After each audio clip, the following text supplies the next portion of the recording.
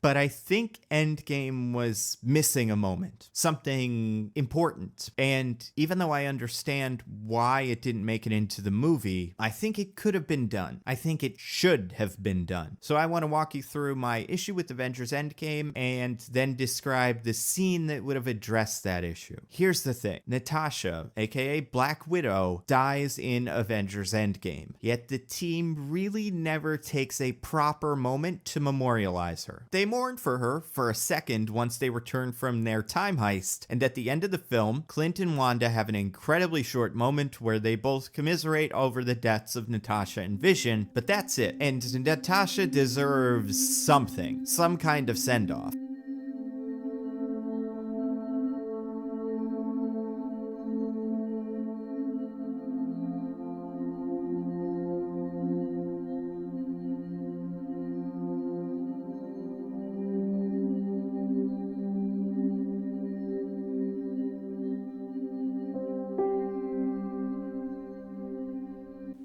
Howdy, my little embryos.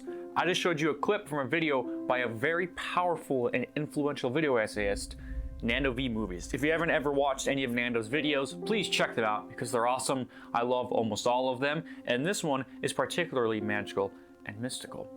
Basically, if you haven't watched Nando's full video, what he's talking about is that he feels Black Widow didn't quite get the memorial she deserved in the film Avengers Endgame.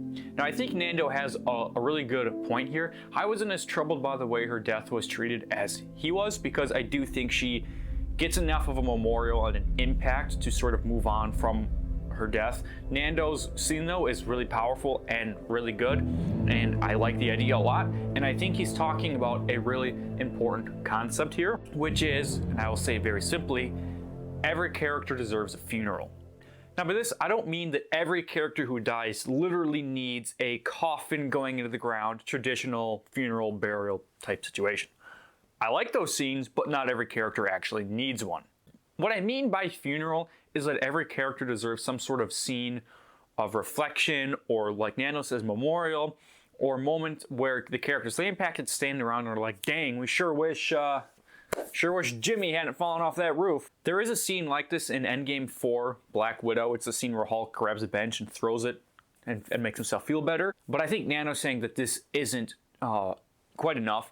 And part of this idea of the figurative funeral, I think, is also simply having a death that is impactful and changes the course of the story or impacts the way other characters go. I think every death should be a closure for the character who has died, and also a starting point for the people closest to them.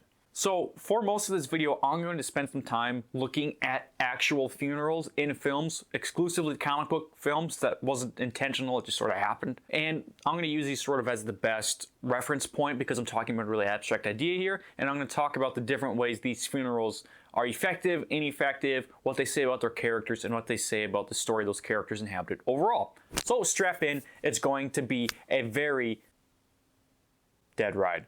Alright, so the first funeral I want to talk about is from the very popular, uncontroversial film, unanimously loved, motion picture by acclaimed, universally loved director Zack Snyder, and that film is, of course, Batman v Superman: Dawn of Justice. Just to be clear, this will be the extended Ultimate Director's 3-hour, longer, better, boringer, completer cut. So actually this funeral is really interesting because even while working on this video, I recently watched Zack Snyder's live commentary that he recorded for BVS, the extended director's best thing ever fixed, zero problems cut. And he pointed out something that, because I'm stupid, had never realized before or thought about, and that's that BVS begins with a funeral of the Waynes and then ends with a funeral of Superman. And this is a very interesting idea and way to bookmark, in that it showcases one part of Batman's tragedy and then the other part of Superman's tragedy. But more so, what I realized is that this says a lot about Superman's funeral at the end, and more specifically the way that Zack chooses to structure his films, stories, and characters. The thing about Zack Snyder, and in this film especially, and I really figured this out from listening to some of his commentary, is that he looks at his characters a lot of times as not necessarily characters, but vessels for ideas, themes, and figures for larger ideas. So there's the funeral for the figure Superman put on by the public, and the military's there and all that. And then there is the funeral for Clark Kent, the reporter. This is a really interesting way to portray the two sides of the Superman figure, and I think Zack is getting at something really neat and powerful here. The issue with it, though, is that I don't think Zack did enough work in his films to differentiate between Superman the figure and Clark Kent the man. Superman is one of my favorite superheroes, and I think that Clark Kent is obviously a huge part of Superman, and these recent films, for all the things they do right, did not do Clark Kent very well. And this is highlighted in no scene better than in Clark Kent's funeral. Superman's funeral is fine. It's full of powerful imagery and great moments and strong lines, but the issue is that that works for Superman the monument and the figure, but it doesn't apply to Clark Kent the man. Zack put in a lot of work about the Superman idea and what he thinks that represents, but he didn't put a lot of work into who he thinks Clark Kent the man is. So Wonder Woman actually has a really great line at this funeral where she says, "They don't know how to honor him, except as a soldier." And this is true. The problem is, she's also talking about Zack Snyder. In this scene, you have people attending Clark Kent's funeral who are close to him, such as Ma Kent, Lois Lane, Pete Ross, and that pastor churchman from Man of Steel. Having them there is a nice idea and shows that Zack was thinking, but none of these characters have a very fleshed out relationship with Clark. One could make the case that either Ma Kent or Lois Lane has the closest and most well-developed relationship with Clark. A lot of people, myself included, weren't sold on the relationship between Clark and Lois Lane in these films, as these characters who attend Clark's funeral don't really have any kind of connection to him except for the scenes that we see, obviously. And for instance, someone like Pete Ross had, I think, 3 scenes with Clark in Man of Steel, and they exchanged maybe all of two words? Dick splash. And the issue is that this doesn't make for a very heartfelt goodbye. Now let's talk specifically about Lois Lane. At Clark Kent's funeral, everyone leaves except for Lois. She stands over his grave and she looks down into it, very pensively, very sadly. It's supposed to be a nice, tender moment, but the issue, for me at least as a viewer, is I don't quite feel the impact because I don't think her and Clark had very good chemistry or had very much going on. So it's not very tragic. You're going to flood the apartment.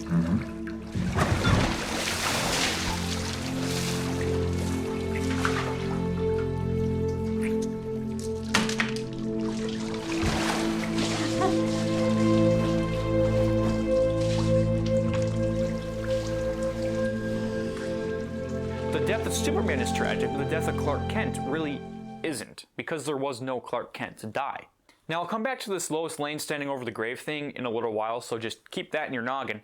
But for now, I'm going to move on to what the crux of this funeral is actually about. And that is the conversion of Batman from an angry, cynical murderer man to the Batman that Zack was going to build on in Justice League. Tell me.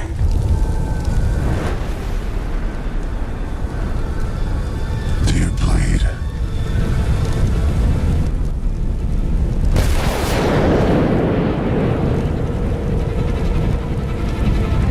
You will. Yeah. Oh, something is definitely bleeding. As most of Clark's funeral is actually a conversation between Wonder Woman and Batman. And Batman comes to the conclusion from Clark's funeral that Man is still good. now this is a good realization and it's a powerful moment for Bruce Wayne, and that's fine. Clark's death puts him in a new direction. The problem, though, is that it's not a remembrance and memorial for Clark Kent. This is not the end of Clark Kent's journey. Because, as is literally epitomized at the end of the scene, the dirt floats because Superman is going to be reborn. The issue is that Clark Kent is also going to be reborn. Now, it's just a personal thing, but I'm of the belief that if you kill a character, that should be it. They're done. No resurrections. I hate resurrections. I've never liked them. I can think of very few films where a character actually dies and comes back to life and it's effective. But that's a different video, so don't ask me what those examples are. Anyway, so what I'm getting at is that the focus of this scene isn't about saying goodbye to Clark Kent, it's about bringing Batman in a new direction. And I know I said at the beginning of this video that funerals should be about the end of one character and the continuing journey of another, but the problem is that Batman already had this realization before Superman died. He teamed up with Superman to fight Doomsday, so Clark's actual death isn't really a revelation or a turning point for Batman at all. What this scene is more about Zack Snyder just bringing home his major theme and thesis of the film, which is... Man is still good. And this gets back to the whole mythological, figurative way Zack Snyder uses characters. He can't really mourn Clark because you can't mourn an idea or a theme, especially when that idea is not really being buried, but brought up. Now, in a way, this is really brilliant and actually powerful, but from a specifically character-driven standpoint, I don't necessarily think that it works. So instead of a heartfelt memorial for a hardworking farmer boy, what this feels like is set up for a movie that's going to come later. And a funeral is all about saying goodbye, not necessarily see you later, or specifically, see you next time. Now, I mentioned Lois Lane standing over the grave and weeping, and I talked about Batman being in a grave, so it's only natural that I compare this to another film from a very similar era, where a hero and his secret identity die and characters mourn him in a secluded setting compared to that of a public memorial. I'm talking, of course, about The Dark Knight Rises.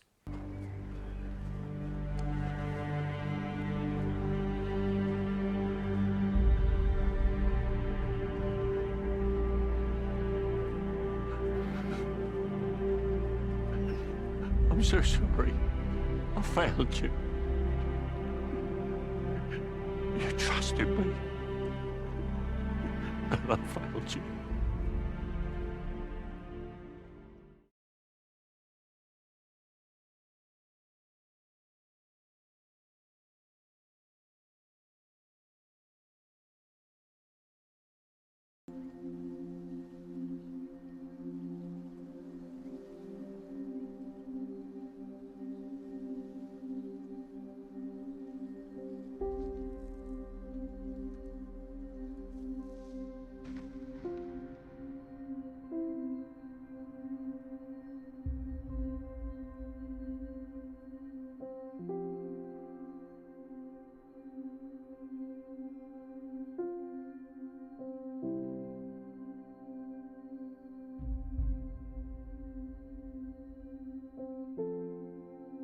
The end of The Dark Knight Rises and Bruce Wayne's funeral are exactly the way I think the death of a superhero should be handled. Consider the various reasons why Lois Lane may be standing silently over Superman's grave. You might think that it's A, because she doesn't need to say anything, or more likely B, there's nothing for her to say. You might think it's the same things, but they're not. A character who stands over a grave wordlessly and has nothing that they need to say is because the work has already been put in for the viewer to understand what the character would say or is thinking. The fact that she has nothing to say is because there's not really a relationship there for her to comment on, and that's what I think is going on in Lois's memorial with Superman. Compare this to the way Alfred weeps over Bruce Wayne's grave. This is a very powerful difference in direction, acting, and just moment in general, and a different take on funerals. Bruce's death has clearly impacted Alfred and all the people around him. It means something, and it has put Alfred down a dark path. It leads Alfred to believe that he has failed Bruce. What does Clark's death lead Lois Lane to believe? It leads Batman to believe that men are still good, but as already talked about, this is an issue because Batman had already come to that conclusion prior to Superman's death. It doesn't necessarily put anyone forward in a new direction, except that now Wonder Woman and Batman gotta go get the gang together and create what will likely be one of the most successful superhero films of all time that everyone will love, and they'll have absolutely zero problems or shakeups. The main difference here is clear. Superman's death is meant to open the door to new films, whereas Batman's death is meant to close the door to new films. And I think that is the proper way to address the death of a character and a funeral. For more comparison, I'm going to stick with Superman and deaths in Superman lore, and I'm going to turn to a very popular television show that is still relevant and which everyone continues to watch, and certainly made zero mistakes along the way.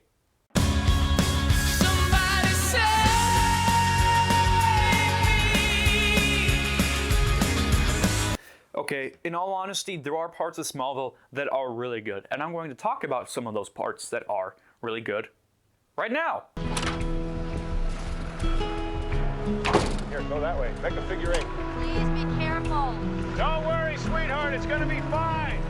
Always say.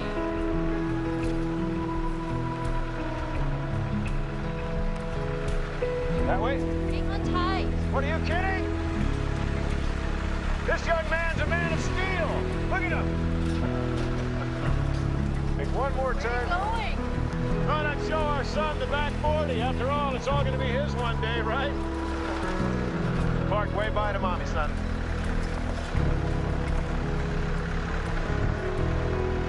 Bye-bye.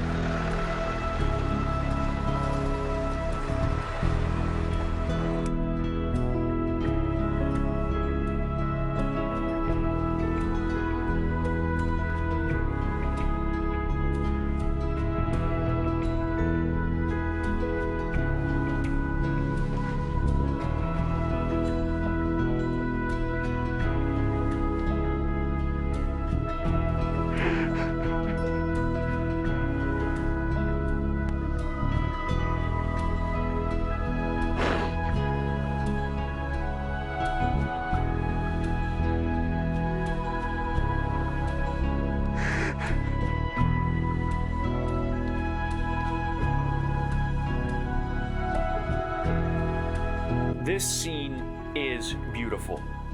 Even watching it now, years after the show, it makes me tear up a little bit because it's distinctly human. It's not just a Superman thing. Anyone can watch this and imagine the way they would feel in that situation. And it's very powerful. And this is not a literal funeral. This is an example of the figurative funeral that I'm talking about. As Clark's loss of Jonathan in this scene and his acceptance of that is going to go on to shape everything he does for the rest of his life, you know, both within the wider canon and just the show itself. We feel the impact of this loss, and it's a powerful goodbye. And speaking of Jonathan Kent's literal funeral, this is effective as well. Similar to Clark's and Superman's in BVS, it's completely nonverbal. There's just a nice, sad song, lots of snow, and people standing around looking really sad. The reason this works, though, is because the show actually put in the time to build relationships between all of these people and Jonathan. For instance, Clark stands here and drops some dirt on the grave. He doesn't say a single word. Why? Because he doesn't need to. Additionally, the scene is more effective if you know what's going on with all of the characters. The way Chloe and Lois look back at Clark and Lana is powerful, and Lana taking Clark's hand is powerful, because at this point, Lana and Clark were not necessarily on good terms. And in a roundabout way, Lana was sort of responsible for the death of Jonathan Kent. I'm not going to explain all that. If you've watched the show, you get it.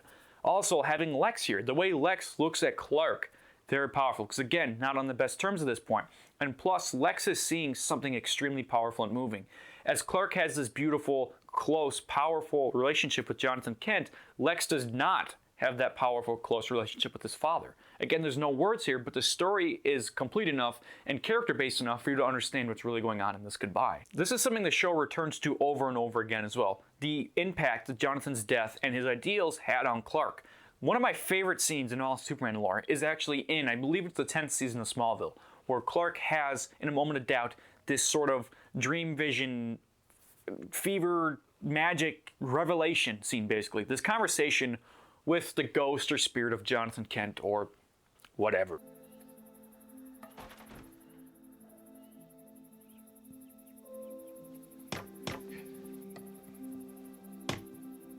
Dad?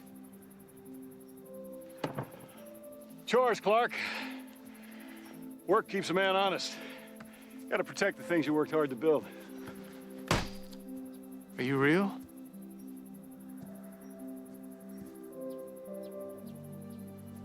I missed you. I never stopped watching out for you, Clark. Then you must be disappointed. I haven't grown into the man you raised me to be. No, you haven't. You are so much more than that. And I'm so proud of you, Clark. The visual storytelling in the scene is powerful. The writing is pretty good. Everything about it is really good. And this is the type of figurative memorial or funeral that I think works best for a character. And this is the only way I think it's really worthwhile to bring a character or resurrect him back for. Jonathan Kent is staying dead, and the impact of his death is not being revoked. But the message of his death is being reinforced and built on. There's a similar scene in BVS where Clark goes to the top of a mountain and he has a nice scene with dead Pa Kent as he builds kind of like a pile of rocks. This is a pretty good scene as well and is hitting on the same idea. However, I prefer this one because it's on a farm and I love farms, as you know. if you've watched some of my other videos. Whew, this is getting long. So the next funeral I want to talk about is that of Peggy Carter's. I won't spend a lot of time on this because I've got some of the big ideas laid down, so you'll get the idea here. But basically, Peggy Carter's funeral is effective. And I want to compare it to Batman v Superman's because in this funeral, there's a plot point basically brought up or a new character motivation that brings the story in a new direction. The reason this works though, and I don't think BVS's does, is because A, this is in the same film, and B, because it's not about bringing Peggy Carter back, but about transferring her ideas to that of Steve Rogers. So Steve carries Peggy's coffin in, very emotional, very strong man, and then Sharon Carter, everyone's favorite character from the MCU, don't even argue with me, gives a speech and basically says this to Steve. And she said, compromise where you can.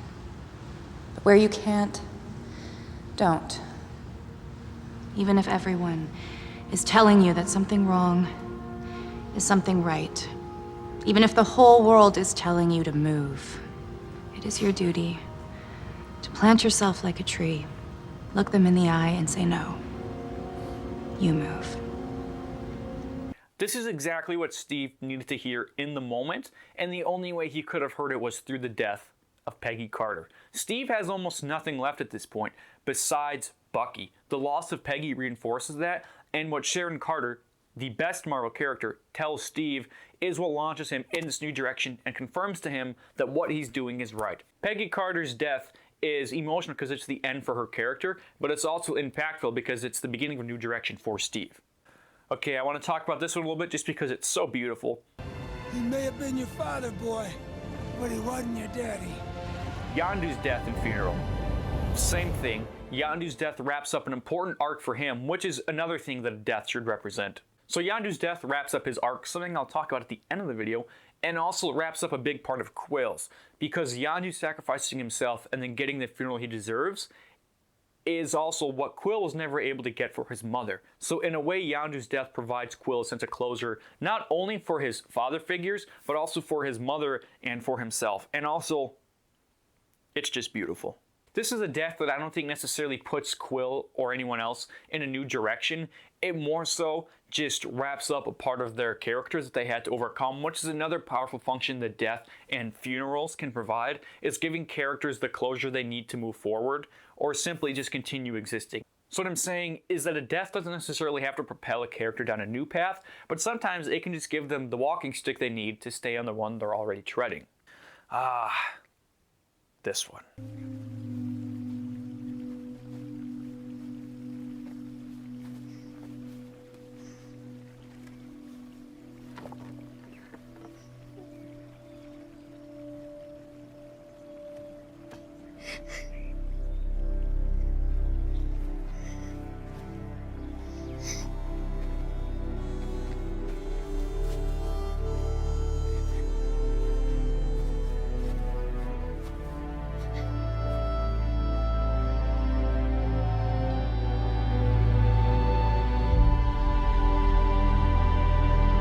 So the death of Logan and his funeral might be one of the best funerals in a comic book film. It's beautiful in every way, and I do cry a single man tear every time Laura turns that cross from an X. This is a powerful death and also unique in this grand scheme of funerals that I'm talking about, because this reaffirms to the audience what Logan always was, and in a way that's what characters should do, I think, and again I'll talk about this more at the end, is define who that character was in their life and therefore in their death, if that makes sense. Logan was not probably a very religious guy, so Laura turning the cross from a cross to an X says that he's an X-Men, he's a member of the team, and he's kind of returned to the team. And being part of the X-Men always represented the best part of Logan. The leader, the hero, the friend, the lover. No! No, jeez! No, please! All of that. The student, the teacher, and so her turning it back to an X is signifying a return in a complete circle to that, and reaffirming to the audience who Logan really was. He wasn't an animal. He was an X-Man. Additionally, Logan's death serves to impact everyone around him. He saved all these kids. His death was for a distinct reason, and Laura will now go on and remember everything Logan did, and hopefully do the same. Not die brutally on her back with her heart in her hand, but, you know, be like a good guy, a hero. Alrighty, another death I'm going to talk about is one you might not have expected, and that is that of Frigga's in Thor: The Dark World, absolutely everyone's favorite Marvel film.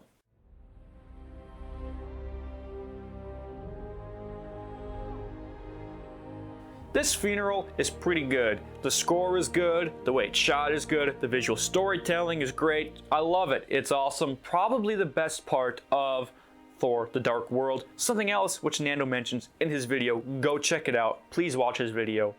It's much better than this one.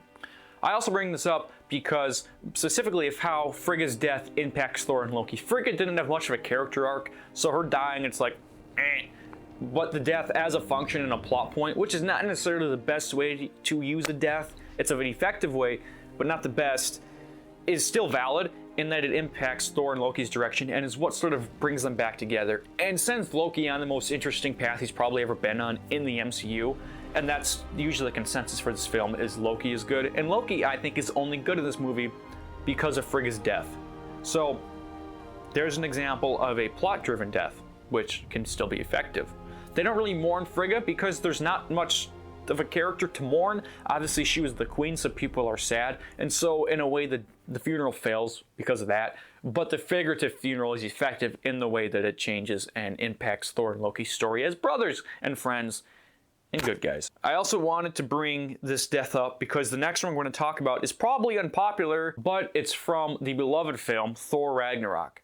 I know everybody is in a tizzy over this film. They always have been. And I think it's fine. I don't hate this movie. But since the first time I watched it, I've been rubbed the wrong way by it. Specifically because, like, it makes such an effort to be bold that it shoots itself in the testicle. And I don't quite know how to explain that other than by launching right into the death I think it terribly mishandles. And that is actually multiple deaths. That's the death of the Warriors 3.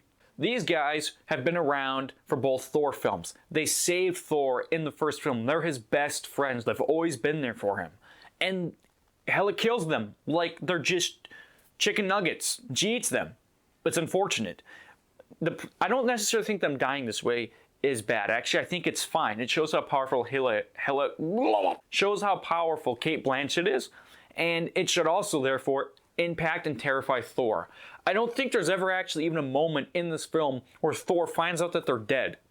And if there is, it must be really bad because I don't remember it. And this has always been my biggest issue with the film, is that Thor's 3 best friends die, and it's merely just to clean up plot threads, get some people out, and show how badass the villain is. This is another example of plot-based death with no real emotional impact. I shouldn't say another because Frigga's death is plot-based but it has emotional impact.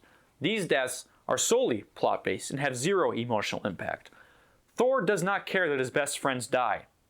And this is unfortunate because these deaths should put Thor in a dark place and really send him on a new path of hatred and anger. He goes on this path anyway, and this is built on thematically in Infinity War, so I can't really discredit the whole story for it, but I can discredit this movie. And I know there's not a ton of time for him to mourn, but I think that you need to make time for mourning because these characters deserve a funeral, and they don't get one. Especially when the theme of your movie is Asgard's a people, not a place. Maybe you should spend some time mourning the death of Asgard's people. Instead, it's just full of jokes and funny ha-has, and there's zero mourning, and I really wish there was a funeral for these guys, because they deserve it. So this all brings me to basically my last conclusion or thesis, and that is, in simplest terms, funerals should be a definite goodbye. I stated that I don't like resurrections, and I don't, especially when characters get funerals. For instance, this funeral for Spock in The Wrath of Khan. Of all the souls I have encountered in my travels, his was the most human. It's beautiful.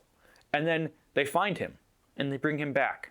Additionally, a character's death should come at a time where there was no other progression for them. I'm not saying that when a character has reached their completed arc that you have to kill them. You can send them away or give them a diminished role or such, but really depending on the size of the character and what you're trying to say with their death, killing them can be the best option, specifically when they have no place further to go. Usually you should not kill a character when they still have an arc to complete, and there's a show that I'm going to touch on very briefly at the end of this, which loves to do that. I will say that you can kill a character mid-arc and have it be effective by deceiving the audience in what that arc really is. Specifically, I'm thinking of Robb Stark in Game of Thrones. His arc wasn't necessarily complete, yet it also was, and I won't get into that here, I already did a video on it, but you get the idea. A character's death should also reinforce a theme or idea. It can either be a theme that you were trying to write with that character, as was Zack Snyder's point that men are still good, or it can simply be a theme for your overall film, as in if your film's theme is that evil guys are bad and should be stopped, then you should take your evil bad guy character and kill him by stopping him. And now, the ultimate big brain moment of this video, going back to Lois Lane and other people I mentioned, if there's no one to mourn your character, did you really have a character? My point with this, is specifically as a tool of writing, is sit back and think at some point in your script, short story, novel, whatever it is, and say to yourself, if I killed Jimmy right now, would anyone care? And if they don't care, ask yourself why. Is that your intention? Is that the theme you're trying to convey? Or is it simply because you haven't put in the work? If you're going to kill a character just to kill them, don't do it. Killing characters just for the sake of killing characters is rarely a way to convey an effective death. There should be people to mourn your character, and for that to happen, your character must have character. Ultimately, a character's death should define who they truly were, such as in Logan. There were lots of people to mourn Logan. Are they necessarily around? No. But James Mangold, recognizing this, gave Laura the ability to convey that mourning to the audience by turning the X, in a way giving Logan a truly properly attended funeral. Ultimately, nobody can say this idea or sum it up better than the Ancient One from Doctor Strange when she says, "Death is what gives life meaning. To know your days are numbered, your time is short." The death of your character should represent what you want people to think of that character. If you have a character who's on the fence between being good and evil, and you really want to send a definite message about what that character was at the end, perhaps you should have them die in some sort of epic sacrifice. Or if you want to represent that they were truly evil the whole time, have them perform an act of cowardice which leads to their death by punishment. You get the idea.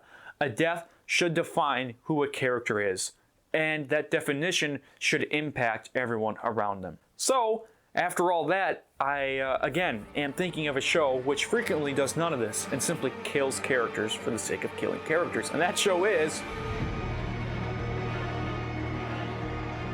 But, as I always say, that's another video.